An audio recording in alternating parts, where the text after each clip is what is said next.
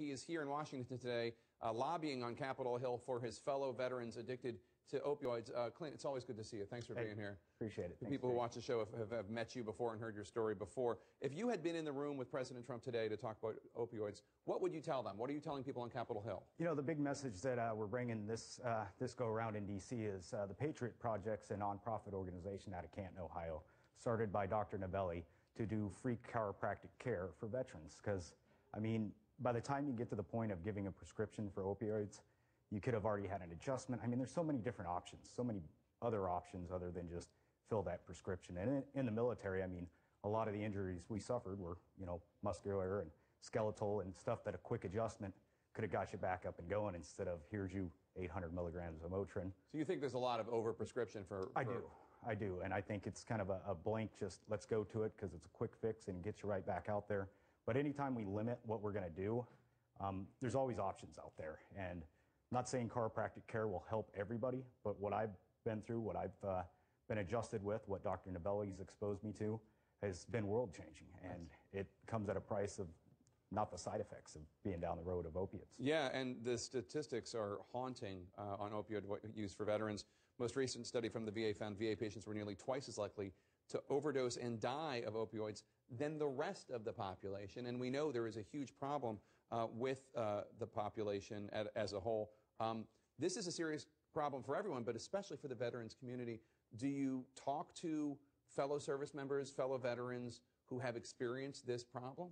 Yeah, I mean, it keeps coming up that, you know, when you're in the service, it's all about kind of getting back into action. It is, you know, the mentality, the culture we kind of had when I was in was here's pills, get back to work. Where if we could incorporate other options, chiropractic medicine, acupuncture, I mean, there's so many different things out there.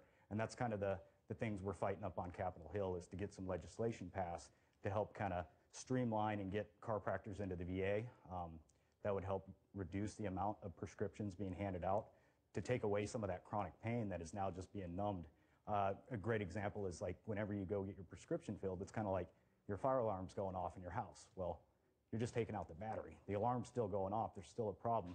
Let's get to the root of it instead of just covering up the symptoms. What is the biggest problem, other than opioid addiction, which obviously is a big one, why you're here today? What is the biggest problem your fellow veterans are having today?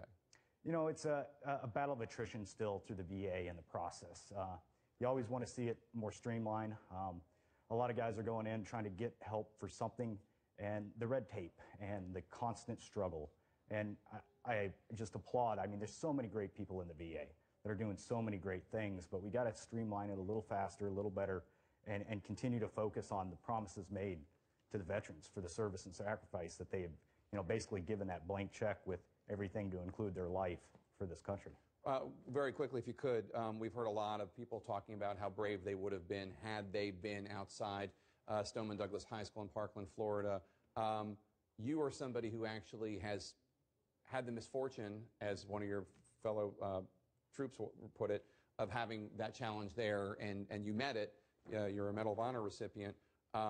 What do you say when you hear things like that? You know, it's one of those, I never ever looked to go be a hero. I still, like I said, don't feel like I've ever been a hero. I just was someone that did a job. And until you're actually put in that experience, that situation, it's all about timing. We're all going to be faced with something in our lives. But to hear someone say in hindsight, armchair quarterbacking, yeah, I would have ran in there and I would have done this, that, and the other. Well, until you do it, you know, stop talking about it. Clint Ramachet, always an honor to have you here and an honor to know you. Thank you so much for being here. I appreciate it.